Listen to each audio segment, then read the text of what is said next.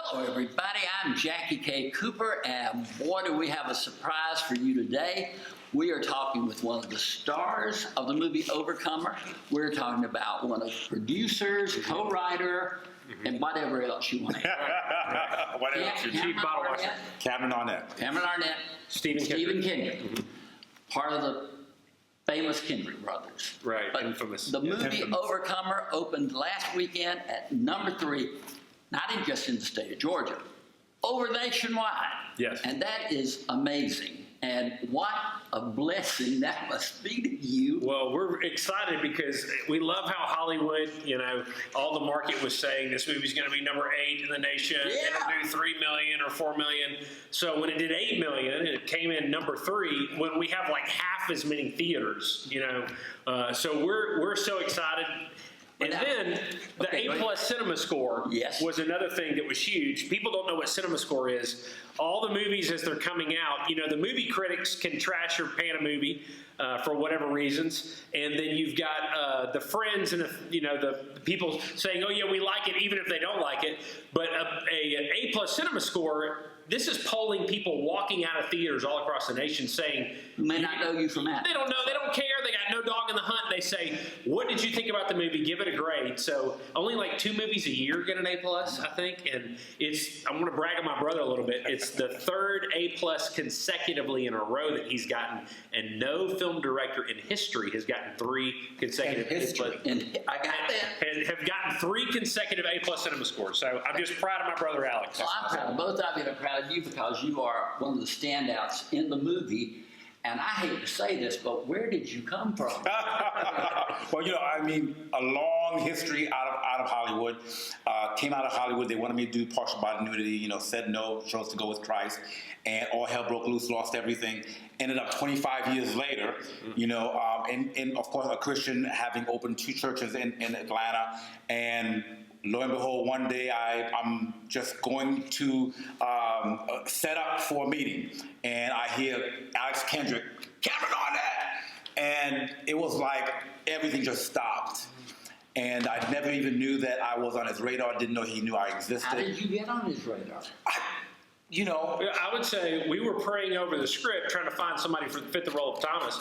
He'd been in a Which movie is a called major role. Major. I mean, it's like the heart of the film. Yes. And so, but he had been in a movie called Champion that a friend of ours that we poured into had made, and he did a great job in that film. Somebody had flagged his name. We looked him up, and I called Judd Brannon, who made the movie Champion, and I said, "Tell me about Cameron Arnett." He said, "Best hire of everybody, cast and crew on this film." He said, "Cameron is the real deal, professional, has an amazing heart, fun to work with." He said, "Absolutely hire him." Well, So I don't think it'll be giving away any part of the plot, but I hope not to say that in the film, you're blind.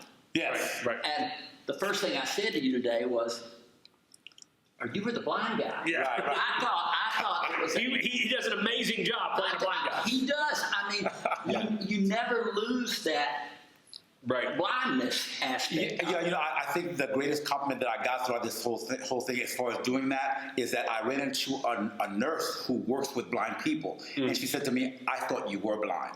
Yeah. And so I was like, "Wow," what I'm saying? That really put it on the spot as to Sure. how well she thought I did. So I was very appreciative of that. But, Stephen, where did y'all get these other people? Where did you get the girl who played Hannah? Sure. Who is just perfect. You'll have to tell me her name because it's... Aaron Wright-Thompson. Yeah, so we did auditions in Aaron Atlanta. Wright-Thompson. We were looking for Hannah. My brother Alex has helped to coach all 6 of his kids to state championship wins in cross country.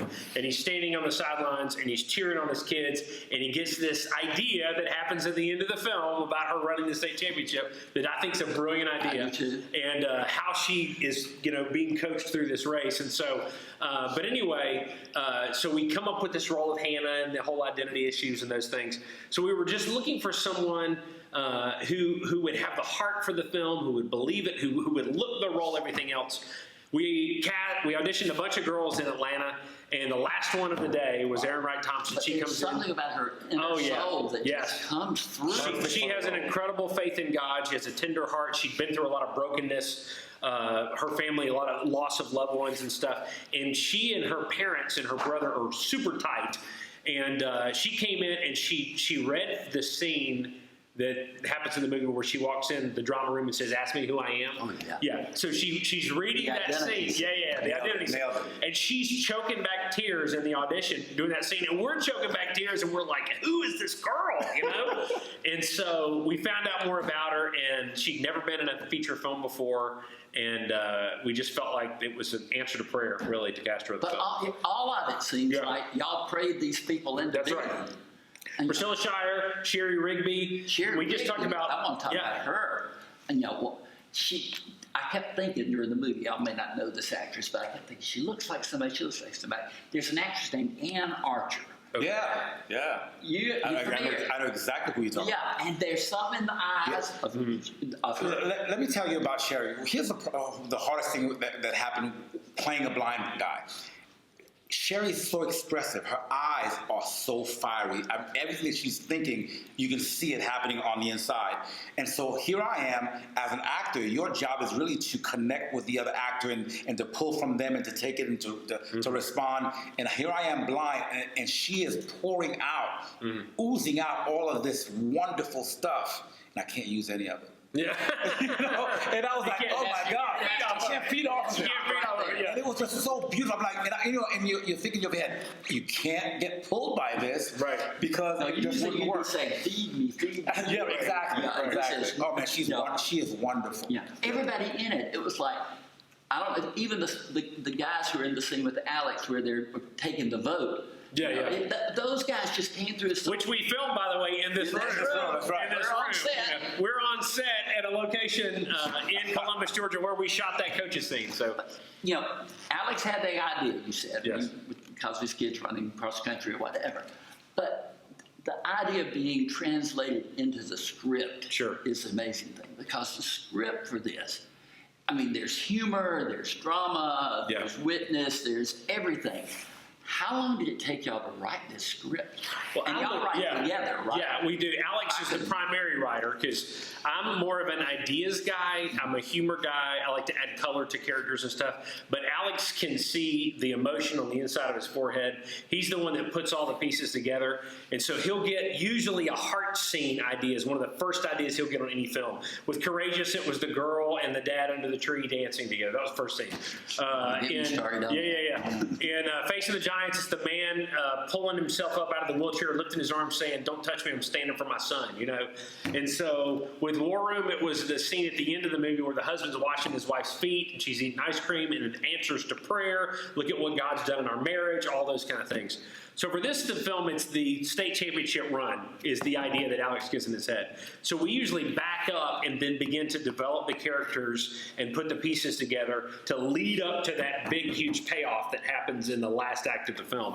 And so Because in truth, every scene in the beginning is a stepping stone. That's right. That's right. Yeah, and you've got this going on here and this going on here, and then they come and merge together. That's right. And it's a testament to good writing because you never see it is coming. good writing. Yeah. You know what I'm saying? You never see it coming. You can't really tell what's going to happen. And when it does, I'm sitting in the theater and I hear certain things happen, and all of a sudden people gasp because they had no clue as to what's going to happen next. And that's when you know, man, you've got something. Yeah. Well, and it's funny to us because people will say, they just like to say this anyway. I think it's part of just this bragging rights where they're like, "Oh yeah, you forecast. I knew exactly what was going to happen in the end." And we say, "Did you know about this? Well, I didn't know about that. Did you know about this? No, I didn't know about that." So basically, it's one thing that we all knew you were going to guess about halfway in. Exactly. But all the ending stuff you didn't see coming. Had no clue. Oh my God. No. Wonderful. But like I said, and it's a religious themed film. Sure. But I tell people, and this is what, hopefully the gang I have that, follows me, anybody can enjoy it. Yes. Anybody can enjoy it. Hopefully they will get the message. Sure. But it is entertainment. Absolutely. Well, you're laughing a lot in the first act. And Alex has a great way of making you laugh. Yes, he does. He has a great sense of humor. So it shifts, and you begin to get caught up in the drama and the emotion in the second act. The third act is the payoff in the state championship run. There's a point in the race, and it actually is when this scene happens in the movie in the coaches' meeting, when it shifts gears and it takes off like a rocket and it doesn't let you go till the end of the film. And so that was intentional because we don't want them to get bored in that. Sometimes the first act of a movie, because you're trying to engage characters that they don't know and you're trying to work hard to get through that first act because it can tend to be slow if you're not careful. So we edit back. The pacing is really good. And the humor is just wonderful. I always look at pacing, because it's... Yeah, right. Right. But the pacing in this one is consistent. It doesn't drop you. Especially when they get to your part. Yeah. Bring you in, because that's just an uplift every time they visit you. But let me ask you this, Stephen. Y'all were with Sherwood Baptist out of Albany. Albany, Georgia. But War Room was the first movie not done with Sherwood. Sure. And this one is not. These are both Kendrick brothers movies. That's right. What caused that shift? Well, our first four films. No, yeah, that's cool. We were on staff. We've been in church ministry for 20 years. All the time I've known you. Yeah, and the first four films that we made, we did while we were on staff at the church, and we did a Bible study years ago called "Experiencing God" with Henry Blackaby and Claude King. And in that Bible study, they talk about quit trying to do your own thing and ask God to bless it. Why don't you find out what God's wanting to do and you go join Him instead, And so when you see God blessing and using something, that's a sign maybe you should redirect your attention towards that. And so as we started getting into the movies and started working on that, God was blessing it like crazy.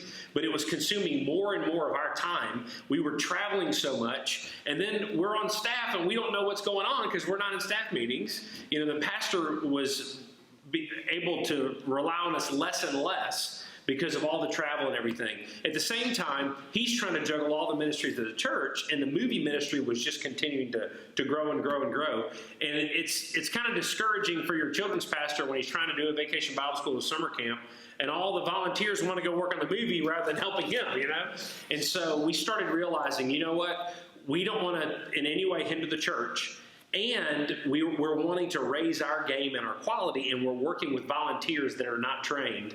And at the same time, you've got all these believers and people that are professionally trained in filmmaking who would love to work on our sets, but there's not an opportunity for them.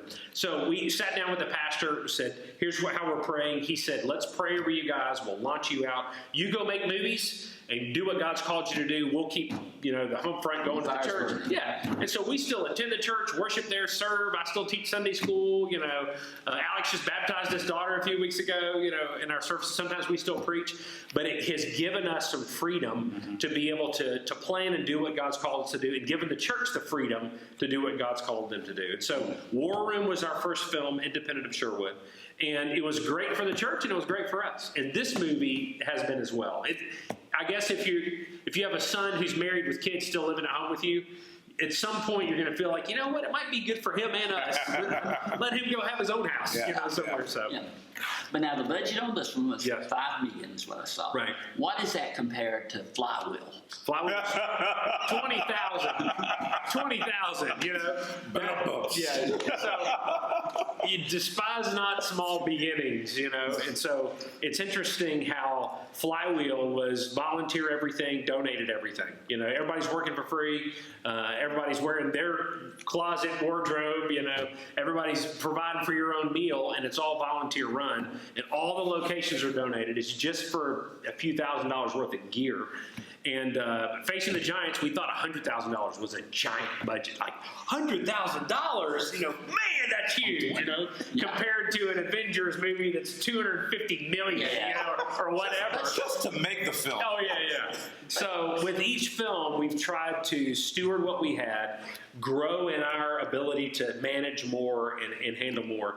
But I would never change our background or what we went through for anything, because it keeps you humble. When you're rubbing two nickels together, it keeps you grateful when you know what it's like to go without, and it helps you to not waste money, because we had to start off with making the most of the loaves and the fish that we had. And even now, $5 million budget to us is the most we've ever had on a film.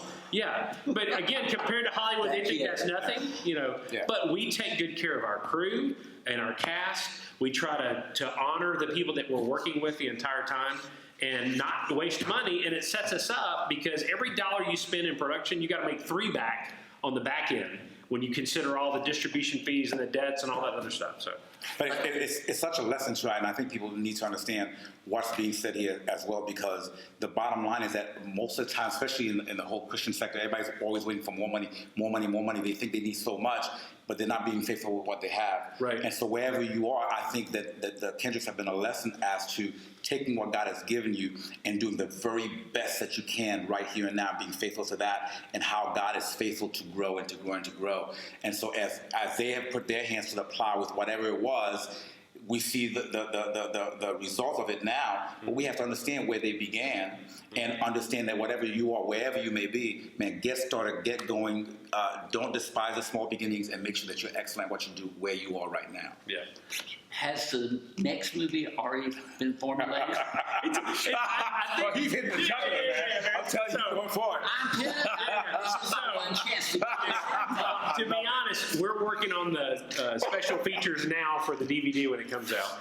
We just finished just follow-up resources for Overcomers, so that when people walk out of the theater, if they're like, I want to learn about identity, I want to study Ephesians, that we've got ready resources for every age bracket. So we just crossed the movie the movie hurdle, and then the resources hurdle. Now we're working on the DVD hurdle.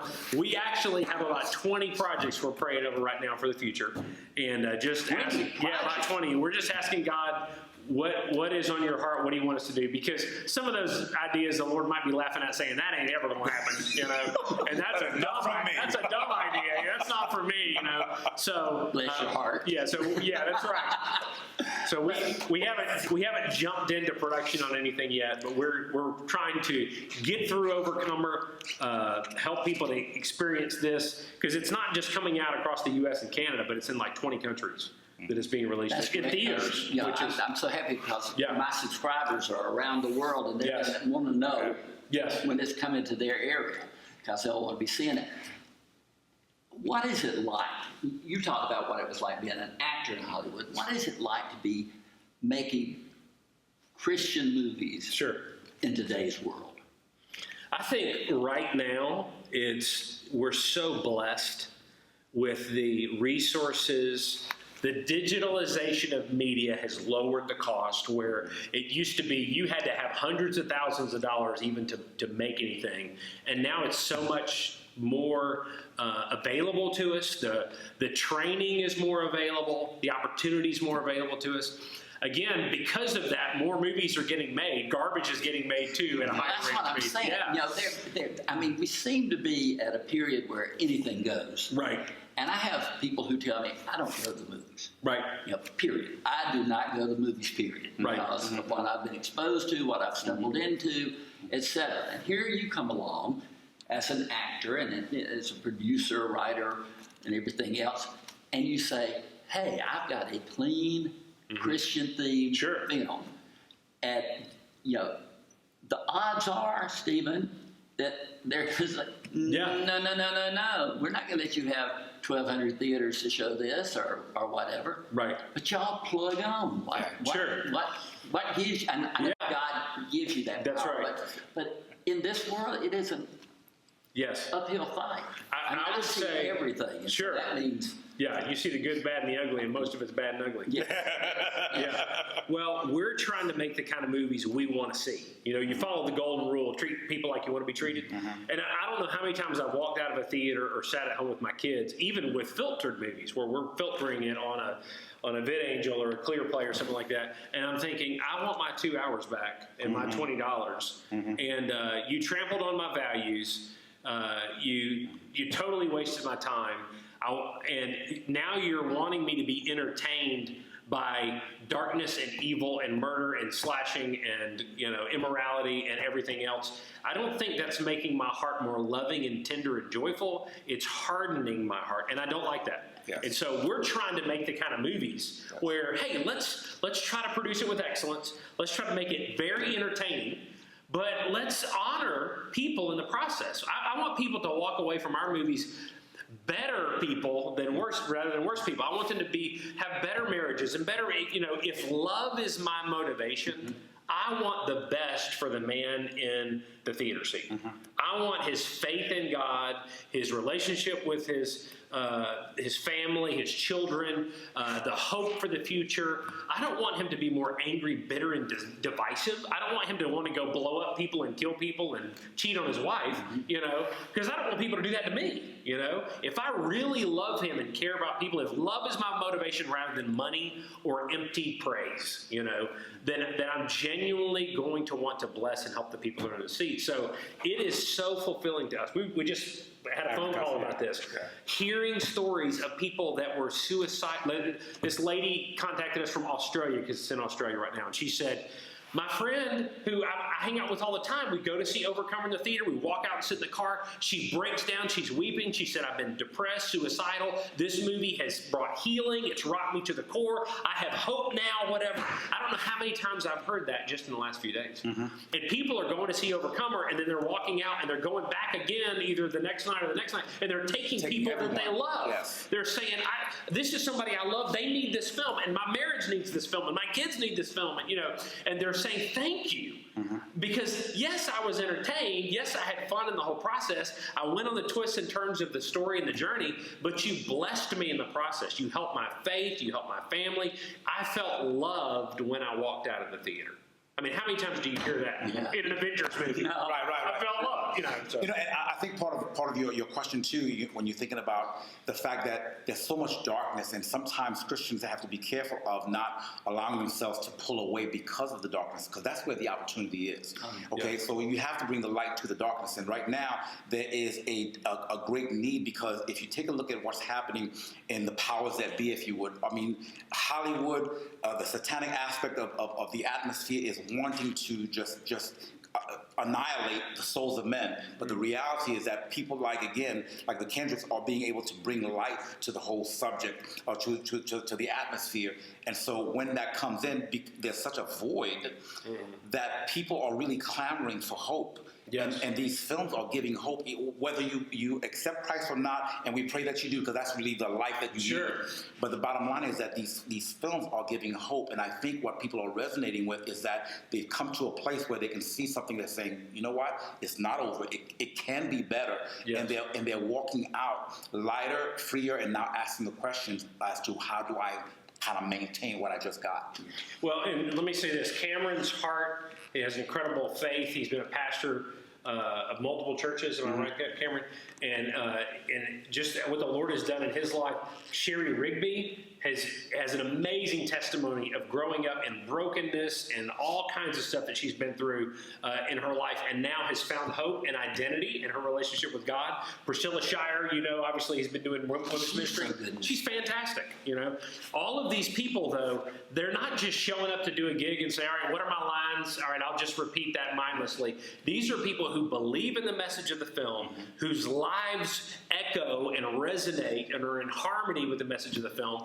And when we're like a family, we're loving one another as we're making the film, and we're praying over it too.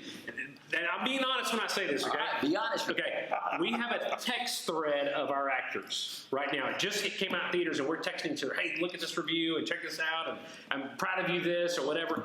And so, was it yesterday or the day before, they said, hey, these are all the main actors in this film. They said, hey, let's meet together and pray together for this film. So today, right before this interview, we just had a prayer call, and the actors are praying for one another and praying for the movie because they love each other. And I'm sitting in the car thinking to myself, I'm from Hollywood, and I've been through all this, and I've been on the other side, and I'm sitting here praying with the producer, director, the writers.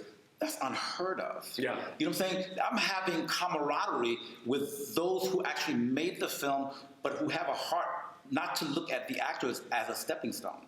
And the beauty of that, you know, and people don't understand that it's not just something that's sitting on a screen. Yeah. It's happening in real life, and they have to get that, because that's what makes it so wonderful.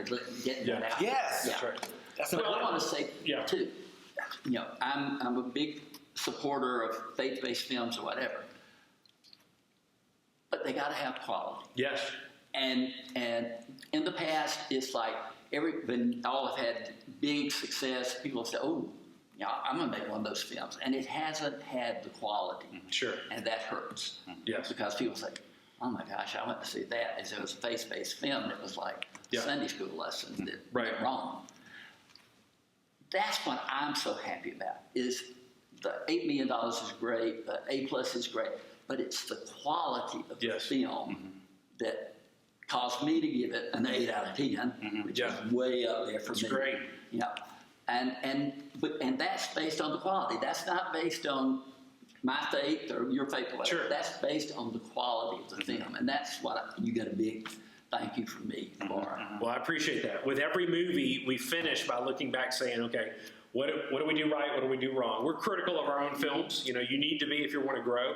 And then we're also, we will listen to critics if it's valid, if they don't have an agenda, if they're just out to hate us. But we listen to the critics where they say, it's campy writing here, or the acting is weak here, cheesy. You know, we can tell if a critic is authentic or not. I almost want to make our own video criticizing the critics, because when the ones say, hey, I walked out after 20 minutes and here's the review of the film, I'm like, you didn't see 80% of the movie. You know, what are you talking about? You know, or I can tell they're not seeing the bigger picture. They don't understand that we're aiming for a specific target, and they're attacking us for not hitting a target that we didn't aim for. There are people who have their objections at the door before they go. That's right. That's right. And so we will walk away, though, saying, all right, how can we grow in our writing, in the cinematography, in the lighting, in the score? And we pray towards that. We train towards that. We work towards that on every film. I would say that Overcomer is not only the biggest budget, but it was poured into better lenses, better lighting, better camera. We spent more time. The drone shots that are in the film, the opening drone shot that happened right over there, you know, flying over the trees into the gymnasium and all those things. So we're trying to grow as filmmakers at the same time, because I want to see a quality film. You know? And that was Mandisa singing at the end of the movie. That's right. Yes, that's right. I'm a big Mandisa. That's great. She's fantastic. Yeah. And then I saw as part of the advertisement, you may know about this, but Georgia Theater Company sent me out an email stand. I'm on their list, and they said, you know, if you watch this video of Overcomer, you get a free song from Zach somebody. I don't know who it was, but I thought, good, push it out there. Come on, every little thing, every little bit helps. That's right. Last question, I want to go into this stuff. I saw you in the movie, blowing the whistle, whatever it was. You know, saw you in the last one, hopscotch or whatever it was. Right. You know, when are you going to get back into the acting big time? Well, Alex, I love being behind the scenes. I know, I genuinely do. Come on. Well, I think Alex is a better actor than I am, and so I told him to add that to his resume. Yeah, right. I genuinely enjoy watching people who are called and gifted like Cameron Arnett. But you've had roles, bigger roles. But listen, if we want to increase the quality, I'm going to get left in the dust, because the guys, I mean, let me just say this about Cameron.